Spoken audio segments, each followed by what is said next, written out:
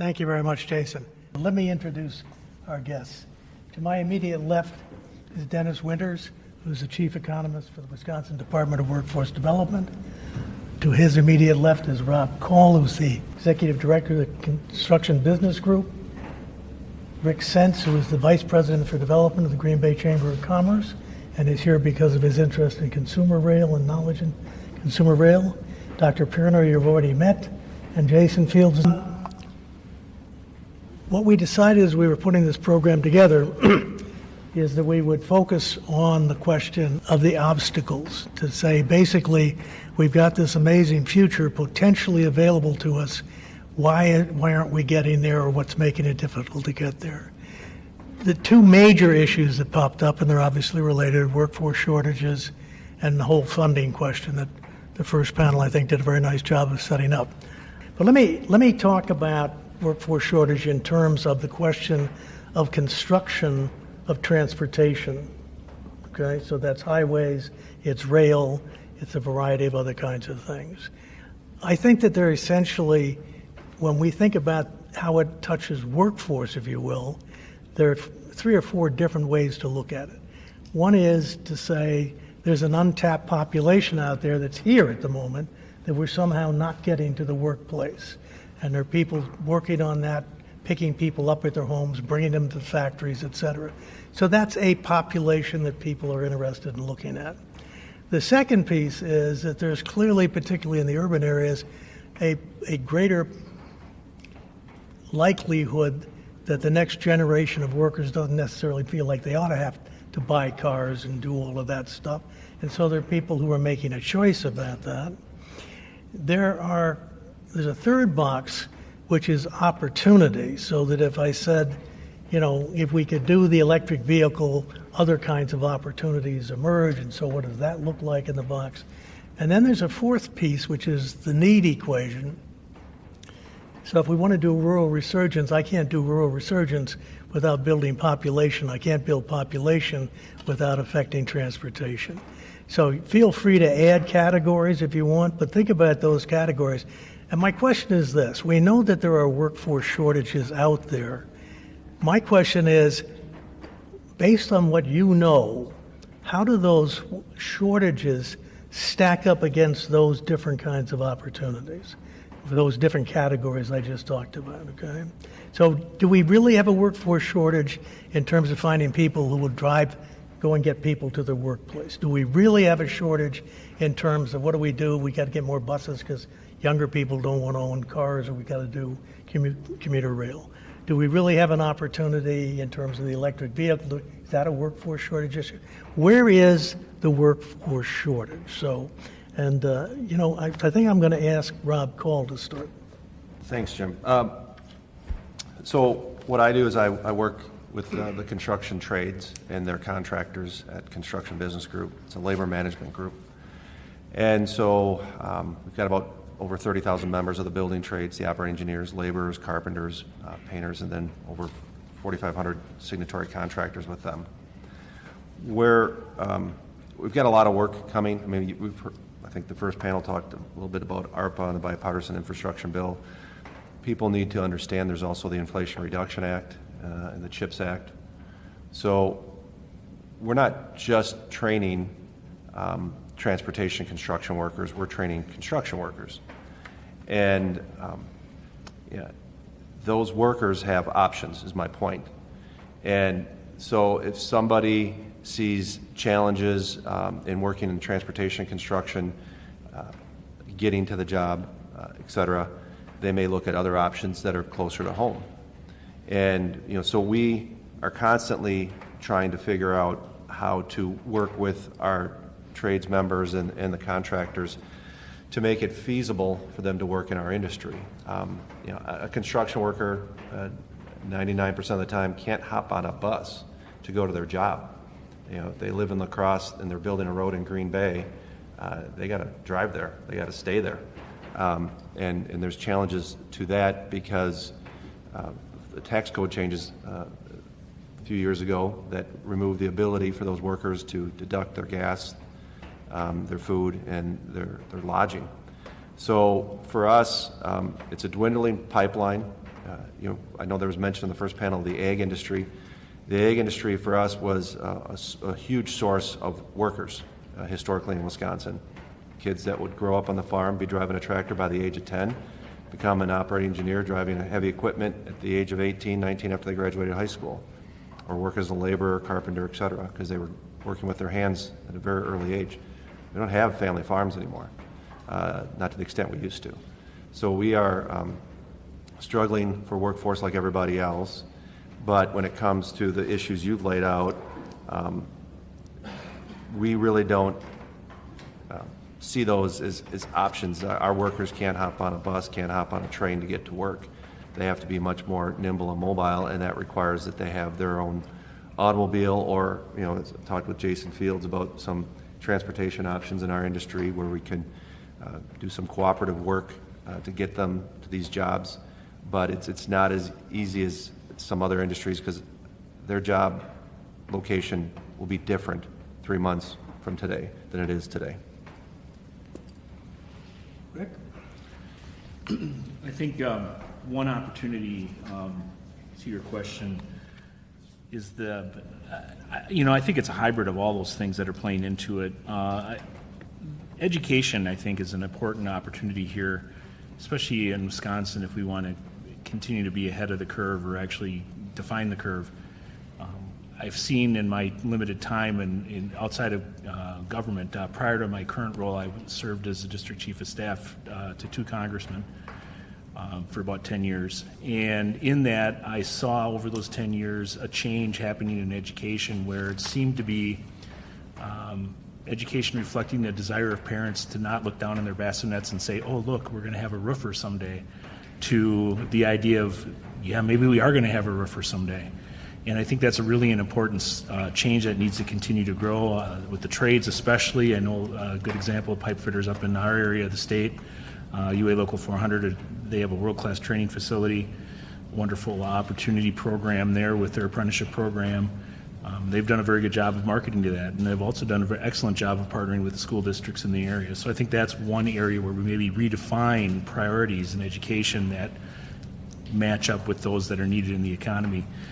I honestly think part of it is we just aren't having enough kids either, here in Wisconsin or across the United States, but in particular in Wisconsin. And the ones we do have, for some reason, decide that heaven is just not where they want to be until they have their own kids and want to move back to heaven. And so I think we need to do a better job of creating opportunities for that 22 to 32-year-old group before they exit and then take their talents elsewhere.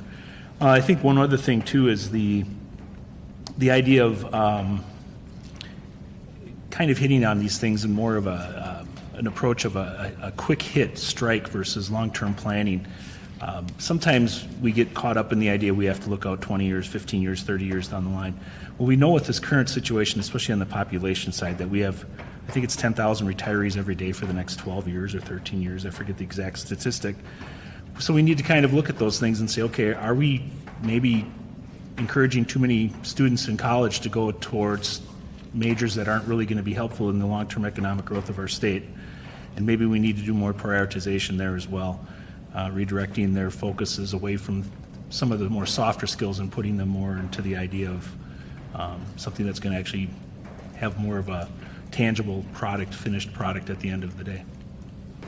Well, speaking for Rock and Green County, which is what we represent, there's a pretty significant gap between the amount of people available and the opportunities that are out there. So just starting with the retirement, we graduate about 2,000 students from high school in our school districts in Rock and Green County.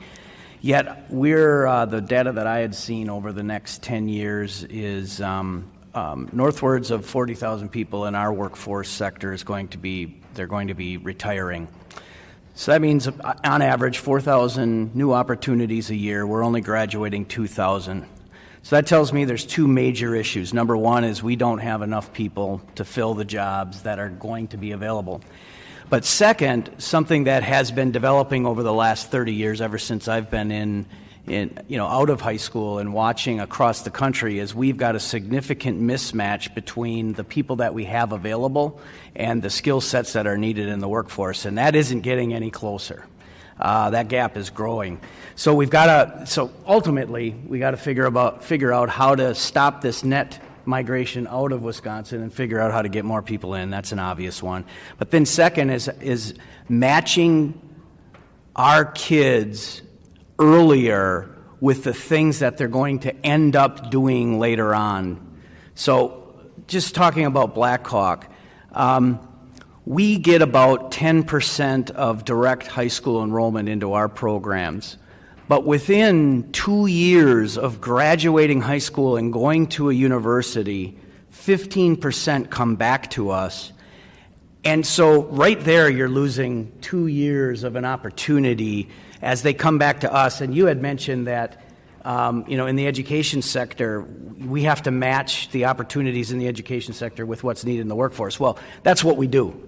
That's what the Wisconsin Technical College system does. There's not one program we have that isn't needed by our community. So bottom line is how do we do a better job of matching the opportunities that are available in our workforce to the folks that we have available? And that starts at a young age, but it doesn't end there because we've got tremendous barriers to enter education to either reskill from a job that you're currently in to the next job you want, or getting people that are on the sidelines back in labor participation. So, you've got childcare barriers, you've got transportation barriers, you have funding barriers, and a variety of other things that we could go down a laundry list of things that are keeping people from engaging into the upskilling that's required by our workforce. So there's a lot of issues here, but the bottom line it boils down to got to get more people moving into Wisconsin, or at least in Rock and Green County. And then second is we need to do a better job of matching the people that we have with the opportunities that are available. I agree with everything that was said. I think the way I always approach this, number one is, let's first get rid of all the political mess and let's just ask the question, do we need to do something about these things? And for me, it always leads to, I think, Dennis, you had shared some numbers, I think, a year ago when I got here, and it frightened the hell out of me of how many people we were losing in the state of Wisconsin and what were we going to do about it. And so I do believe there are gaps. And so for me, it's, okay, how do we solve this problem? Where do we look to recruit and gain these people? And I'm not saying this is something we have to do or should do, but I do know over the next 5 or 10 years, you'll be having formerly incarcerated individuals being released, not necessarily for horrific crimes, but for misdemeanors or, drug things. And I'm not saying that that's great. If they serve their time and they come out, then the question becomes, what is our responsibility to the state of Wisconsin if we want to grow it? And maybe we can entertain the idea of helping some of those individuals get back on their feet and wed them to the education, wed them to some of the jobs that are unfulfilled, and wed them to skilling up. And so I think for me, the question becomes, what are we going to do about it? And that means we have to have, those of you who know me, you'll hear me say this a lot, we have to have some serious come to Jesus meetings. Because I think whenever I'm around, and I'm friends with basically everybody here, it always just seems to be a lack of political will at the end of the day. A lot of things just boil down to a lack of political will. And so the question becomes, what are we doing with the money that's here, and what's the return on that investment? And let that drive the actions that we need to take. Let's remove the politics out of it. And if it means we don't have enough people, well, why not? Are they leaving? Yes. Do we have people here that could fill some of those roles? The answer to that question is yes. Will they all be successful? No. But shouldn't we start to look at how do we get those individuals who are either underserved, untapped, or ignored? And that's not a race thing. That's just you can be anywhere, any culture, any race, any creed. But how do we target those individuals and get them into some of these positions? And so I agree there's a gap, but one of the things that I'm trying to focus on is where do we find these individuals who want to empower themselves and want to be empowered to make something of themselves. And I think when we start looking there, we'll find that we have more people like that who we're ignoring. Once we find them, then let's ask the questions, almost a Six Sigma kind of process. Let's continue to ask why. Do they have transportation? No. Why not? Because there's nothing going from Milwaukee to Quad Graphics. There's no bus route. Quad Graphics has, thousands of maybe potential positions, pays well, full benefits, family sustainable jobs, work your way up. Why aren't we looking at those kind of scenarios going, okay, let's see what we need to do to wed those and then make something happen? And so for me, I think it's always, yes, we have these issues, but I look at around the room and on the table here, and I get optimistic because I think, Jim, to your credit, Competitive Wisconsin's credit, we come together to actually have real discussions about what to do with those, how to solve those issues. And so I'm very optimistic that, yes, there's a gap, but if we approach it with a sense of urgency and ask the question, if we do not do this, where will we be? Then that leads us back to, let's get rid of all the BS, the political crap, and let's just solve the problem. We've heard a lot of things from a lot of folks, and I guess I'm all for it. But our studies have been that, as you referred to what Dale was talking about. Yeah, we're in a world of hurt on the demographic side of it, right? And what we've seen is we're not so bad at losing people, is that we're really bad at attracting people. And in the net, that's been a bit of a problem. And then with that, as Jim and I have talked about, what it means for per capita income and what it means for the tax base and what it means for the tax burden going forward. And there's going to be some huge changes that have to be addressed with that. One of them now within the infrastructure. How do we solve that? Be it transportation, be it broadband, be it everything we come to depend on, schools and everything else. So. What are the substitutes? One, trying to get people here. What are the avenues that we can do that? Immigration, obviously, is one. Getting other people up that enjoy the climate we have and God's country here that we like to talk about. Not everybody's for that, right? What we want up here, so we got to work pretty hard at that. But to me, it's all going to be about getting people in here, people with skills, people with investment capital. That we can increase essentially the financial well-being we have in the state and the quality of life all around, and what that's going to do for our public and private sectors. Most of you heard me say one time or another, this is no longer a spectator sport, okay? It is, if we're not engaged, we are losing. It's just that simple, okay? It's not like you're cheering one team on or the other. Part of that requires rethinking how you approach problems and challenges.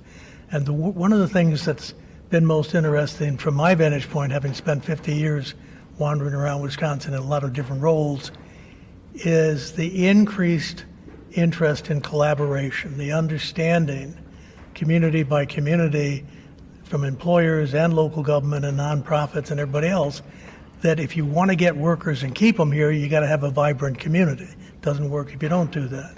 And it doesn't work if your schools don't work for everybody and on across the board. Well, that means you have to raise the question of, does reimagining, vis-a-vis one of the questions that Jason put on the table earlier, what is the role of the local, of the community, okay? There is a lot of thought nationally going on around this question, that as globalism has kind of produced problems and as polarized government has produced supply chain problems intellectually in terms of policy, okay, that what the locals are left with is they got no place to kick the can down the road, okay? They have to deal with it or people really can't get to their jobs. They have to deal with it or people die. They have to deal with it where things don't work. So I'd like you to talk about, is re-envisioning around the concept of local a part of, and how do we wed that to the urgency question? And I'll give you a number again and again. Some of you familiar with me will not be surprised. My take on this is, when you talk, and everybody's talked about the need for more communication, when you talk about the value of something, we don't play with the full balance sheet. We make the assertion, but when it goes to the legislature or it goes to the taxpayers or it goes to the media, we're only getting one side of what it costs. That's what they say. That's what it costs. You folks are talking about investments, okay? Investments produce return. We're not measuring that. And again, by a specific way, and then I'll open it up, is if I take a look at the nurse shortage, to give you a specific, we know right now, depending upon whose numbers you use, you're between 3,000 and 5,000 nurses short in the state of Wisconsin. So if I said, boy, I could make a difference with 1,000 nurses, and if I hired ADN nurses, associate degree nurses, that would cost me about $60 million in current entry level. But there's inflationary push on that, all right? So $60 million, holy crap, where am I going to get $60 million? Well, wait a minute. Those are job openings. That's how you get. I got people lined up ready to spend $60 million in this state. And Deloitte and others who do studies and how much additional tax revenue does that produce, how much additional public revenue does that produce, how much additional private revenue, and it is a very substantial number. And so we need to rethink the sources of our funding potentially for solutions. Let me put that in a tighter question for you, okay? And whoever wants to go first, feel free to dive in here. So you can't get to a fuller balance sheet if you don't have real numbers, okay? So is part of the answer to this question having to do a much better job of evaluating what it is costing us in terms of those workforce shortages? And I'm going to throw it to Rob, because I think about your workforce and you have trouble getting people to go someplace, to be on that job. One of the reasons it's hard for them to go someplace is they don't get to deduct their travel costs. They don't get to deduct their expenses and so on across the board. So instead of making $18 or $20 an hour or $30 an hour, they're suddenly making $12 an hour by the time you cut it up. So is that a factor? And shouldn't we be able to turn to the tourism industry, to the folks who own motels, and shouldn't we be able to turn to communities and say, you have to be part of the solution here? Yeah, as I mentioned earlier, it's had a big impact the last few years on us. We traditionally don't have per diems in our collective bargaining agreements, and it's cost members of the building trades thousands of dollars now, and the change in the tax code. And maybe there's some opportunities to work with the hospitality industry better. All our training sites, you mentioned UA 400, the building trades fund their own training programs to the tune of $35 to $40 million a year. Not taxpayer dollars, they fund their own training programs. There's some partnerships with the tech college system, et cetera, but for most of them, they do all their own classes, et cetera, and those are the members funding that program. So they're committed to their education, and it takes them 4 to 5 years to finish their apprenticeship program. So it's just like going to a 4-year college, if you think of it that way, except no student loan debt, because they're self-funded, and you earn while you learn and earn while you work. It's a graduating scale. So maybe there's some things we can do hospitality-wise, work out some better pricing with those local hotels, maybe the chambers of commerce with restaurants, et cetera.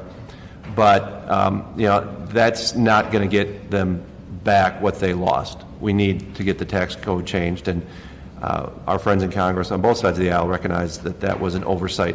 Yet it's still been a few years, and we've seen no movement. That's not surprising. It's Congress. It takes time, but hopefully we can see that corrected in the coming years here. But in the meantime, yeah, if there's some better things we can do, perhaps giving our workers state rates on lodging, doing some things with the local chambers with food, et cetera. But honestly, they're just looking for the cheapest hotel, and they're going to sit in their room and eat ramen noodles.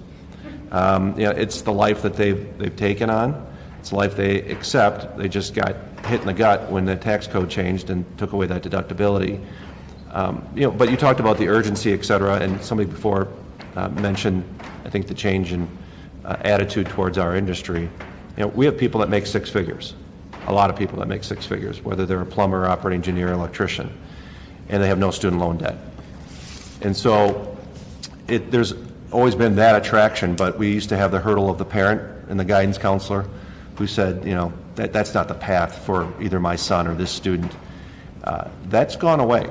And we've done a lot of outreach with the trades. For instance, the operating engineers have the Destinations Career Academy, which is an online public charter school. So a kid could be sitting in Green Bay, going to public high school, be in the band or on the football team and taking pre-apprenticeship classes for the operating engineers. We're not shy now about getting into the high schools to the extent that we're now actually enrolling these kids in our own programs. And so we understand the urgency, but every state, building trades, so you go to Minnesota, Illinois, Michigan, has the same urgency. We're not going to entice kids to come over the border from Minnesota or Iowa because they're building trades, their contractors are trying to keep them in desperately. And for us, it's not a problem of wages and benefits. I mean, better pension than the state pension program for most of our trades, better health care than the state health care program. It's simply numbers. We don't have the numbers we need to meet those capacity needs. And we are being aggressive, competing in the high school for kids. We're competing against kids going to college. We're competing against kids, be it tech college, and though we have partnerships with the tech colleges, but we're competing against them going to the university system here in the state. And we're starting to win some of those battles because we've gotten over some of those past challenges. And part of that is just, again, no student loan debt because it's completely paid for by the members, and you make a really good living. So the urgency is one we understand, one we're trying to address, but we're addressing it by going into the schools and the existing population, going after veterans when they come back. And we have a huge percentage of our membership in the building trades that are four-year graduates. Somebody who went out and sat and stared at a computer screen or was driving around their car as a salesperson, drove by that construction site and said, I want to do that. I want to be outside working with my hands. So we're going after those individuals too, but we're just being much more aggressive and going after the kids in high school and finding that the hurdles we used to have confronted are no longer there. The parents and guidance counselors and teachers are actually seeing that we present a really good opportunity for a career. Thanks, Rob. Because as I think about tech school and the length of the degree program or the certification programs, the turnaround's relatively quick on that, which means that the payback comes in quicker, depending upon whether we keep them in the state or not. I mean, is that factor in as you guys are thinking about where you are and where you're going? Well, within the technical college system, I mentioned this earlier, we only offer programs that match the needs of our community. So as an example, let's just throw one out, say pilot training. So we actually had a local company here that came in and they approached us about starting an aeronautics pilot program. And when we looked at the local need, although there is a local need with our airport here, it didn't come to the level that was necessary to clear the hurdle for us to justify a program. But when you look at it regionally, right, there's a definite need.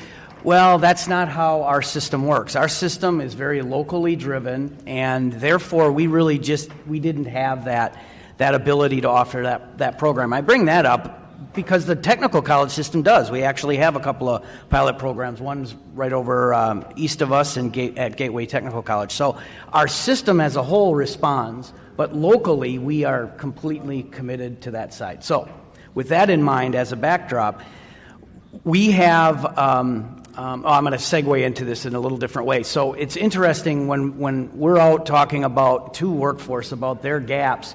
Well, most of our gaps in the workforce are the same place that we don't have students in our programs. So when we talk about construction, the trades, we have a hard time, we're in the high schools, we have a hard time attracting students into the trades. And this is a nationwide problem. I've been in several different states and at different colleges, and it's the exact same problem everywhere, is we've got this mismatch of what our kids are viewing as their future and the vehicle to get to that future and what's available in their community. And it's a complete mismatch. If you look at the data, we have students choosing pathways that lead to nowhere. And they're paying a lot of money to go and do it. And so this is a societal issue. It's one that we deal with every day. I deal with it within my own family. with cousins and things that are making decisions, and I'm like, oh, why are you going to do that? Oh, I want to go and do this. And it's like, and I know I'm in the public's eye here, but I'll give you one example. One of my cousins, oh, what are you going to do at college? Oh, I'm going to be a business management major. Oh, excellent. What do you want to do? Well, I want to run my own company. And I'm like, you're going to go get a business management major to run your own company. It's like, do you realize that if you ran a company, it's going to be somebody else's company? You need a skill.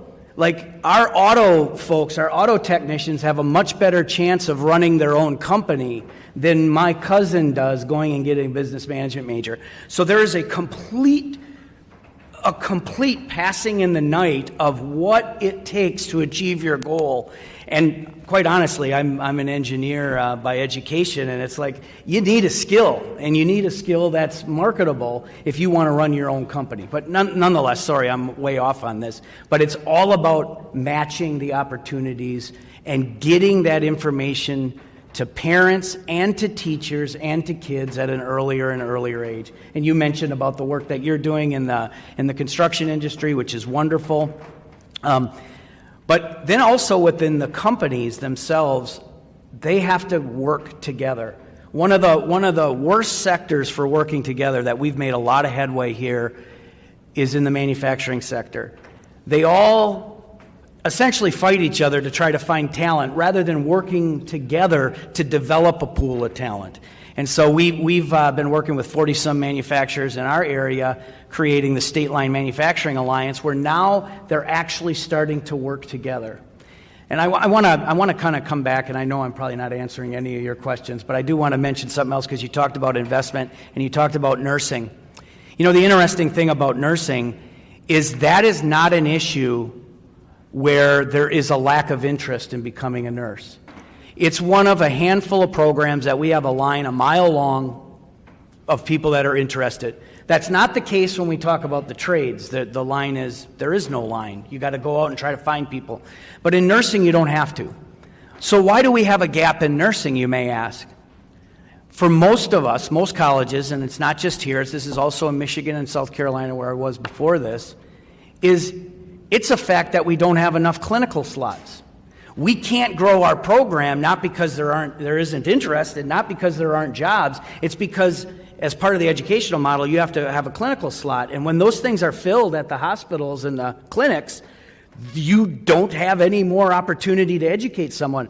So when you talked about an investment, you know, more scholarships isn't necessarily the answer because the issue isn't interest in the program. It's maybe creating incentives for our medical partners to create more slots in clinical setting. And so it just kind of came back to the investment side of analyzing the problem and actually investing in the right things to actually create real change. And nursing just came to mind when you mentioned that it's like, you know, are we really looking from a policy side at a right avenue to grow the workforce? But of course, that investment doesn't work in other industry sectors, so there'd have to be a more customized approach to each industry sector to be able to grow the talent pool in each. But even after all of that, even if we got everybody all perfectly situated, I got to come back to, we still don't have enough people to fill the jobs. So you got to still figure out immigration somehow. But I think Dennis had mentioned something earlier, and from our approach, as an economic development organization, there is no just one approach. You look at various because we're always involved in so many of these. And I think to the degree that we lay out a game plan for being competitive to attract companies here, at the same time handling those issues like Rob is saying, what are we doing with our people here? Because we can't ignore them. Now we're starting to build a full-fledged ecosystem on how to make our region grow. And I think those are some of the things our organization, we try to do with the help of everyone here. But I think there just needs to be more of an attitude that it's okay for us to focus on attraction and building and making companies come here. Because those entities partner with our tech colleges and universities, but we have to have a game plan. And when we do that, then we can start looking at more money that can be dedicated towards transportation. Remember, this is not a one-off. This is the beginning of a set of conversations that we believe probably needs to take place over the next 4 to 5 years as we manage from where we are to where we'd like to get to.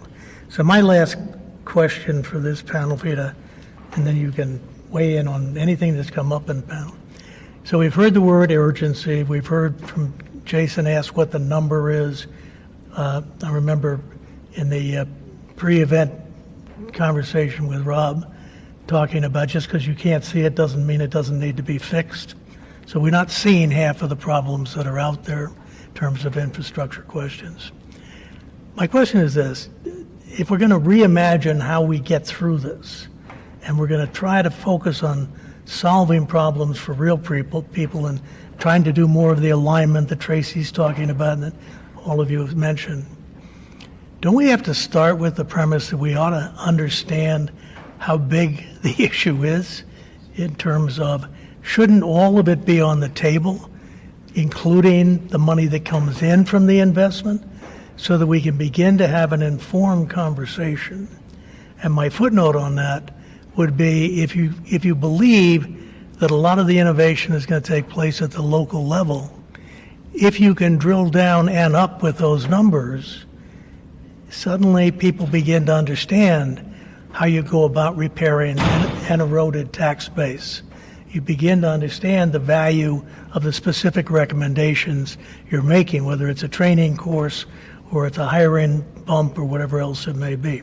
So let me throw that out, and Rick, I'd ask when we get to you on it that you specifically wrap it around the work you're doing on commuter rail in terms of, because one of the questions I have, I guess, always sneaking an extra one in, I'm concerned about, given the shortages, how we get all the work done that's going to get done in broadband and commuter rail and highway construction and within the time frame that's been set for the ARPA money and some of these other things. So.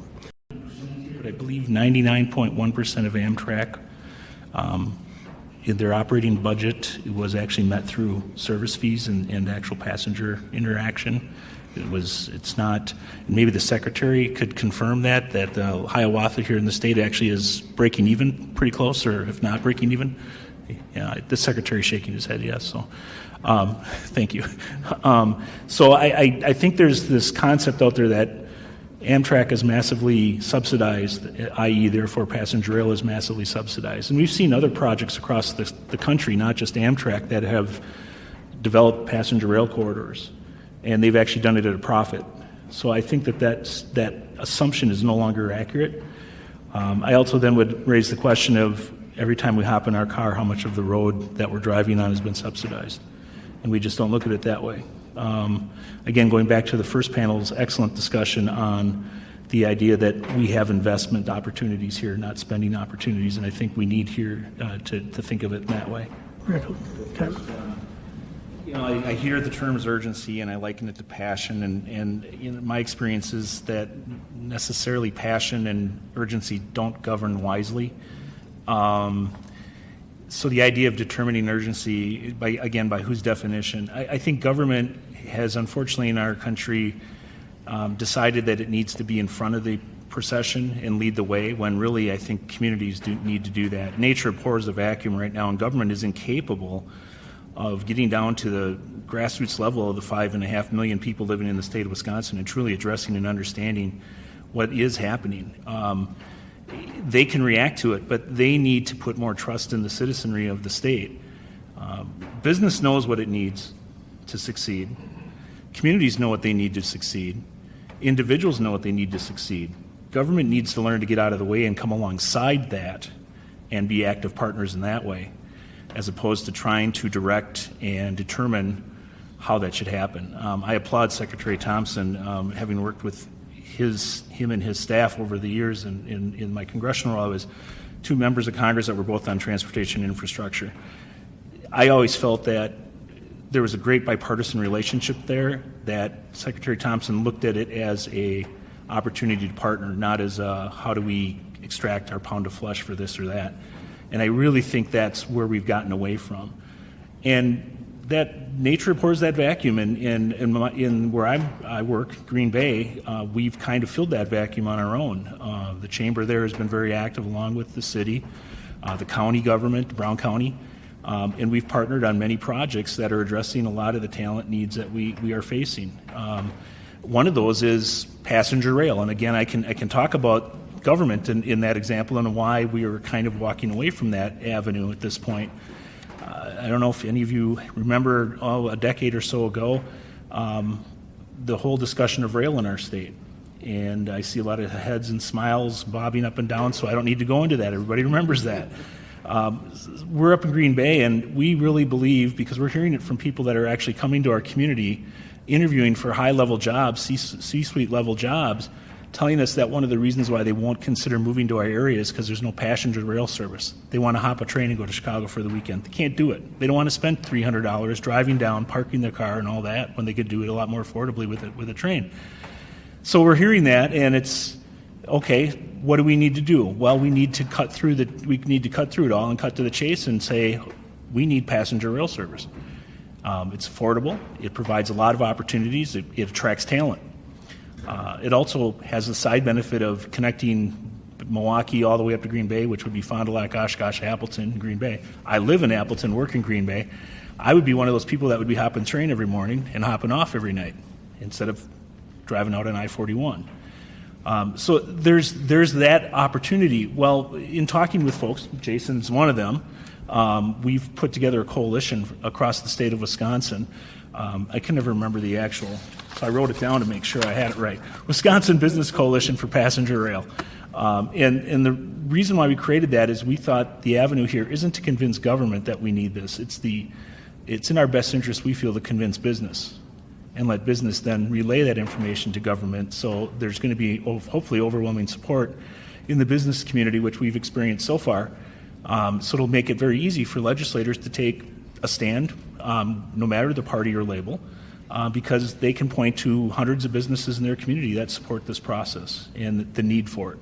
So again, I think that's where government needs to understand its better role. Its more evolved role would be the idea of coming alongside and being active partners as opposed to trying to lead the band in a direction. Anybody else want to comment? I think what we'll do is get back on time then, if everybody's okay with that. All right. Thank you all, please. Great comments.